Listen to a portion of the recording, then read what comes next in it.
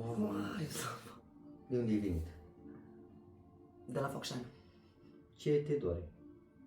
Cervicală. De În mod special. Am vreun an de zile, cred. Ok. Vai să... Poți să stric video? Da.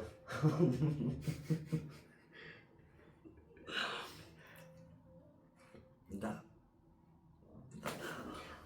Mamă, Vai să... m-a speriat. Vai. E bine? Da, mai trăzdește odată?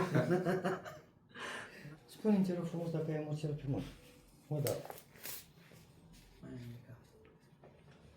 La cervicala poți să duci stânga-dreapta? Pot să fac ce vreau eu. Dar voi, Și în când general, vreau eu. faceți ce vreți voi. Și când vreau eu.